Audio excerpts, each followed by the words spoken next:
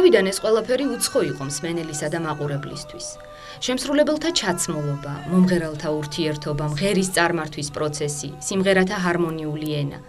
სწორედ ასეთი გამორჩეული ანსამბლი მთიები შექმნა 1980 წელს, მაშინ ახალგაზრდა ფოლკლორისტმა ედიშერ გარაყანიძემ, რომლის მიზანიც ქართული ხალხური მუსიკის ძირძველი ტრადიციების, სოფელში შობილი პირველადი აუთენტური ფორმების აღორძინება იყო. მთიების შექმნით ახალ მიმდინარეობას დაედო სათავე და ქართული ხალხური სიმღერა თავისი ბუნებრივი გარემოსკენ შემოbrunდა. ყველაფერი კი მაშინ დაიწყო, როცა ექსპედიციიდან დაბრუნებულმა კონსერვატორიის სტუდენტმა თავის პედაგოგს გრიგოლ ჩხიკვაძეს ქართლის ერთ-ერთ სოფელში ჩაწერილი სიმღერები მოასმენინა. გრიგოლ ჩხიკვაძეს მაშინ უთქვამს, ეს არის ნამდვილი სოფლური, გლეხური სიმღერაო.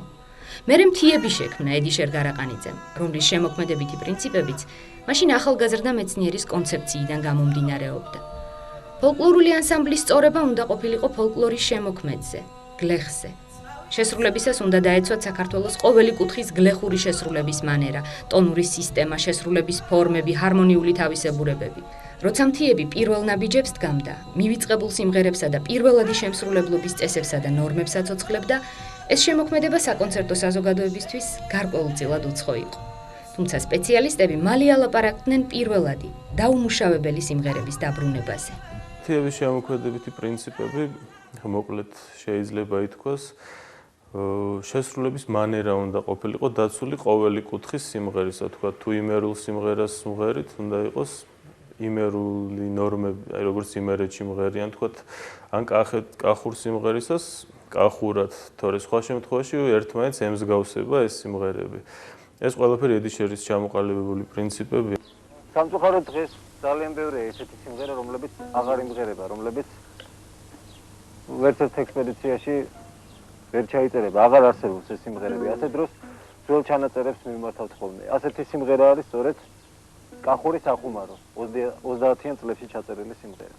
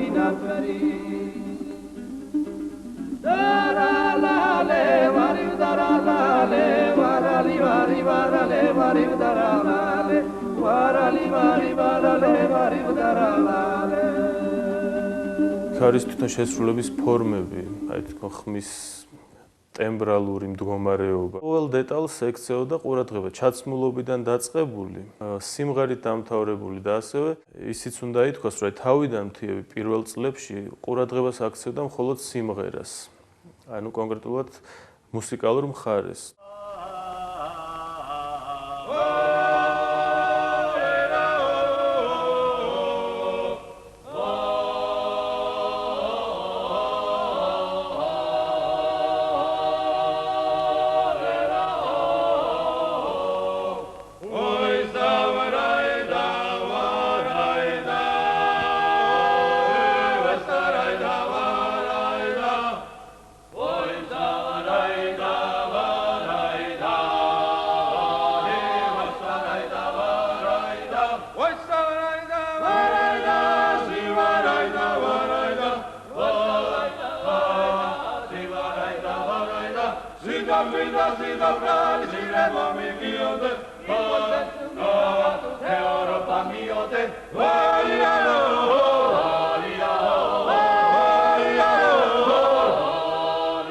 თიებმა ამ კუთხითაც მიმართა ყურადღება, რომ ესე იგი სიმღერები შესრულებულიყო აი იმ წესთან ერთად, როგორც ეს სრულდებოდა ყოფაში. აი სიტყვაზე არის სიმღერა, რომელსაც თქვა ბოლოში საცეკვაო მოსდევს და ხშირად ვნახავთ, როდესაც თქვა ანსამბლი ასრულებს რაღაც სიმღერას, ბოლოს ტაშს აყოლებს და დამთავრდება სიმღერა. მაგრამ ამ ტაშის დროს წესით არის ცეკვა.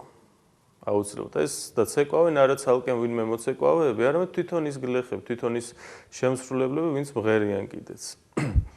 და ასე შემდეგ. მოკლედ ეს რაც შეეხება კინესიკურ მხარეს, ანუ ქმედით მხარეს, ამასაც მიექცა ყურადღება მთიების შემოქმედებაში.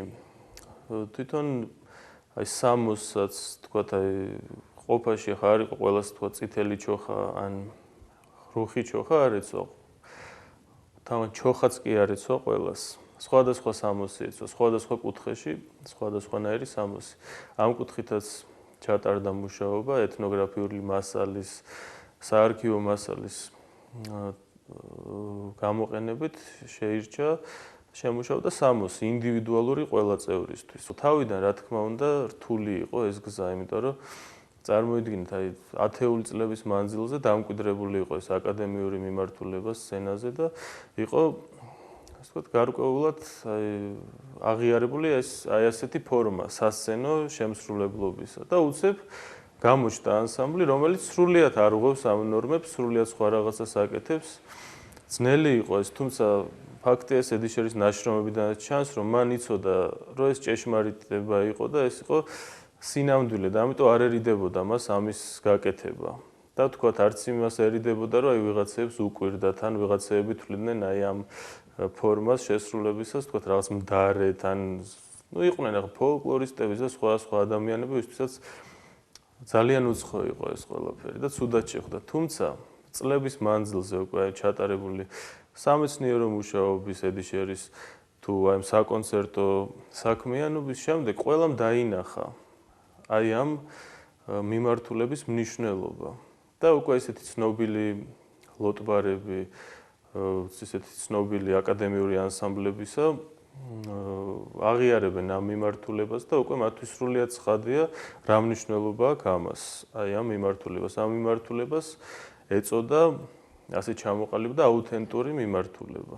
და დღეს უკვე აი ამ მიმართულებას მთიების გარდა სხვადასხვა ანსამბლებიც მისდევენ. ამ ანსამბლის მიზანია გამოიტანოს და შეასრულოს ფოლკლორი, ხალხური შემოქმედების ნიმუშები იმ სახით, რა სახითაც ეს სიმღერა დღესაც ჟღერს ხალხში. ანუ აუთენტურად, ყოველგვარი დამუშავების გარეშე. ეს სიტყვები ცნობილმა მუსიკის მცოდნე ევგენი მაჭავარიანმა 1987 წელს მთიების ერთ-ერთი კონცერტის წინ წარმოთქვა. მთიებს უკვე ჩვენი ქვეყნის ფარგლებს გარეთაც იცნობდნენ. მისი ხელმძღვანელი თბილისის კონსერვატორიის პედაგოგი, საერთაშორისო მასშტაბის მეცნიერ-თეორეტიკოსი ედიშერ გარაყანიძე უკვე მრავალ ქვეყანაში ატარებდა ქართული ხალხური სიმღერის გაკვეთილებს. ლექციებსა და მოხსენებებს კითხულობდა კემბრიჯის, ლონდონის, ედინბურგის, მარსელის, სორბონის, ჟენევის, კიოლნისა და სხვა ცნობილ უნივერსიტეტებში. მისი ძალისხმევით კი ნელ-ნელა ბრუნდებოდა ქართველი ხალხის მიერ საუკუნეებში გამოწრთობილი ყოფისა და სიმღერის ერთობლიობა. ტრადიცია გაგრძელდა. მთიების უმთავრესი შემოქმედებითი პრინციპი დღესაც ხელუხლებელი, დაუმუშავებელი ფოლკლორის წარმოჩენაა.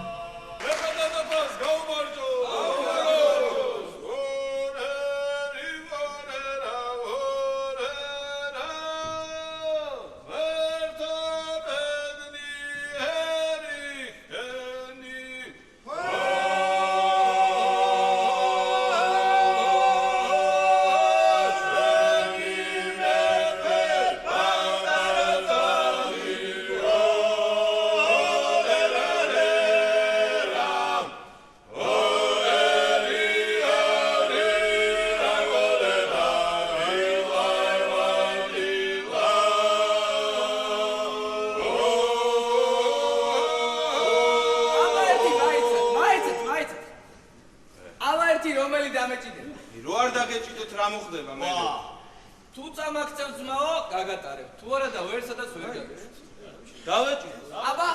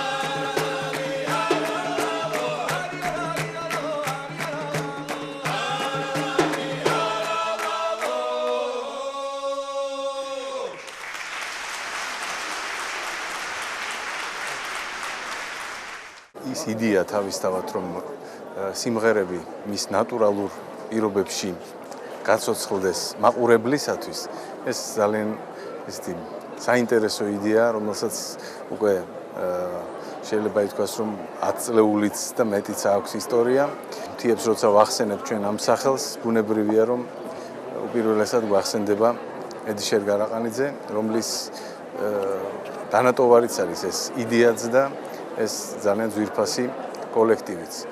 მე ერთ რამეს ვიტყვი, რომ თავისთავად ქართული სიმღერის ბუნებრივად შესრულება ეს არის ის გასაღები, რომლითაც ჩვენ შეგვიძლია რომ აღვადგინოთ მართლა და გავითავისოთ ეს წინაპრებისგან დატოვებული დიდი საუნჯე, რომელიც არა მარტო ჩვენ, არამედ სულ ყველას ხიბლავს. მაქვს ძალიან დიდი ბედნიერება იმისა, რომ დავესწარე იმ ლაპარაკს, როდესაც პირველად ედიშერი მოვიდა ჩვენთან და მამას გაანთო თავისი გეგმების შესახებ. და საბოლოო ჯამში ორივე კმაყოფილი დარჩა იმით, რომ უნდა ჩამოყალიბდეს აი ესეთი თეატრი.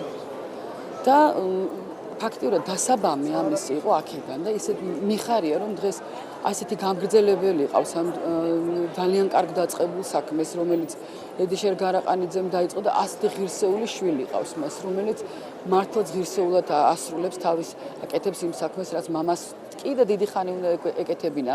თეატრთან შეხვედრა ყოველთვის რაღაც განსაკუთრებელი და ამაღლებელი უნაიდან დაკავშირებულია შესანიშნავი ეთნომუსიკოლოგის ჩვენგან უდრო წასული უნიჭიერესი ადამიანის ედიშერ გარაყანიძის სახელთან. ჩემ თვალწინ ჩაიარა ედიშერის ცხოვრება, მოღვაწეობა. ეს იყო უნიკალური ადამიანი, რომელმაც დიდი სიახლე შემოიტანა საერთოდ ხალხური შემოქმედების სამყაროში. მან დააყენა დღის წესრიგში, ასე ვთქვათ, ისტორიად ხალხურ საწყისებთან მიახლოების ამოცანა და თეები იყო ის ანსამბლი, რომელიც გამოჩენისთანავე გამოირჩეოდა იმ დროინდელი ფოლკლორული, ასე ვთქვათ, ფონიდან. მე მოხარული ვარ, რომ ედიშერის გზას განვითარებს მისი ვაჟი გიგი გარაყანიძე.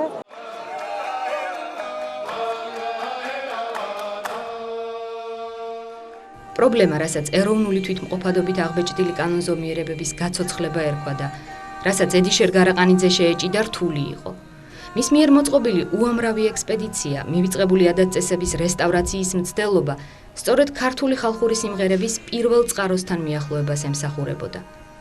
თიების შექმნის შემდეგ ედიშერ გარაყანიძის მეუღლემ ნინო ბაღათურიამ საყმაწვილო ფოლკლორულ ეთნოგრაფიული სტუდია ამერიმერი დააარსა, რომლისთვისაც შექმნა სპეციალური სასწავლო კურსი სამშობლოს მცოდნეობა, რომელსაც თვითონ უძღვებოდა. სტუდიამ საერთაშორისო მნიშვნელობა შეიძინა. იგი 1994 წელს გერმანიაში ევროპის ბავშვთა საუკეთესო სტუდიად აღიარეს. ამერიმერი ამ ტრადიციებს აგრძელებს დღესაც. ედიშერ გარაყანიძის სახელობის ეთნომუსიკის თეატრ მთიების ძირითადი ბირთვი სწორედ ამერიმერის აღზრდილები არიან. ეთნომუსიკის თეატრი, ასე ეწოდება დღეს თიებს, ედიშერ გარაყანიძის სახელობის ეთნომუსიკის თეატრი. ტერმინი არის ჩემ მიერ შემუშავებული, ეს არის ყოფის მოვლენა, ეთნოგრაფიული ყოფის მოვლენა, როდესაც სიმღერა და ყოფა, ანუ ყოფის სხვა რაღაც გარკვეული წესჩვეულება შეიძლება იყოს ეს ან რაიმე მომენტი ცხოვრების ადამიანის არის განუყოფელი. ეთნომუსიკის თეატრი ეს ტერმინი განსაზღვრავს სწორედ აი ამ ერთიანობას, სადაც არის წარმოჩენილი ეს იგი ეს ხალხური მუსიკაც, ეს ეთნოგრაფიული გარემოც და ერთიანად აი ეს ყველაფერი რაღაც თეატრალიზებულ სანახაობას ქმნის.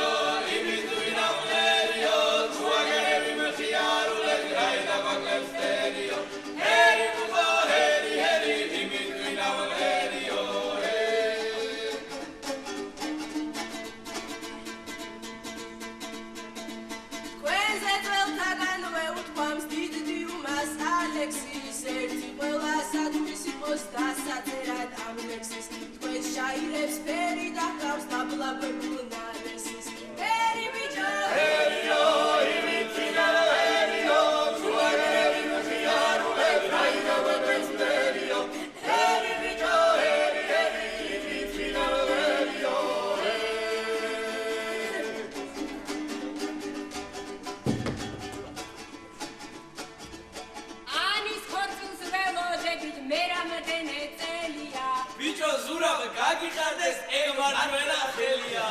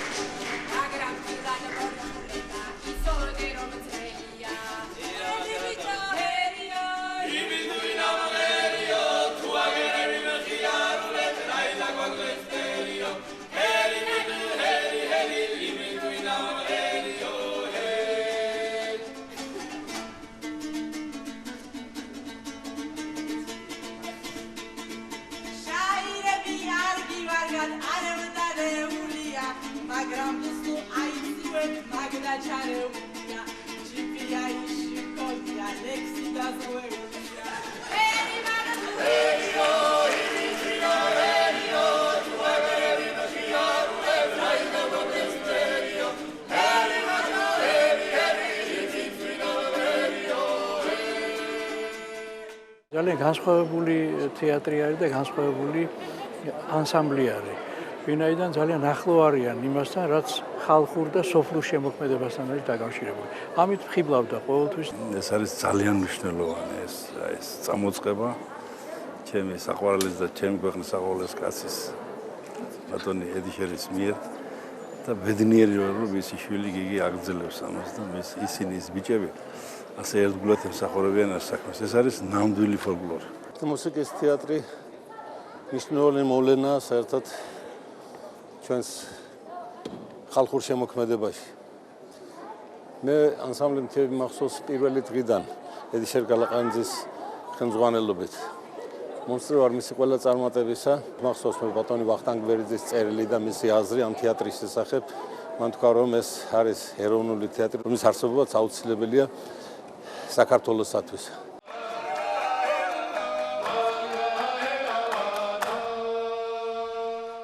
მთიების ძირითადი მიზანი ის არის, რომ ძირძველი სიმღერები აღადგინონ და იმავე სახით დაუბრუნონ ხალხს.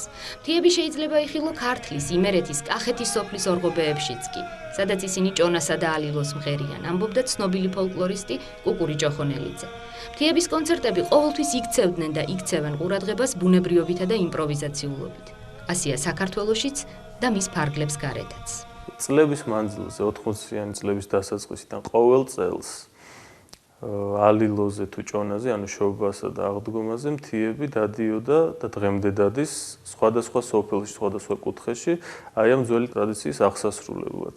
შესაბამისი სიმღერით, რა თქმა უნდა. ჩვენ და საბედნიეროდ ძალიან ბევრმა გაიგო და ბევრგან აღდგა ეს ტრადიცია და დღეს უკვე ყველასთვის ცნობილია, როგორც ალილო, ასევე ჭონა. ჭონას ალილოს გარდა მთიები ხატობებშიც მონაწილეობს, ასევე იქაც ცდილობს თქვათ სადაც დაკარგულია რაღაცები გაახსენოს და თუ არ არის დაკარგული ამას ვიცერთ და ასე შემდეგ.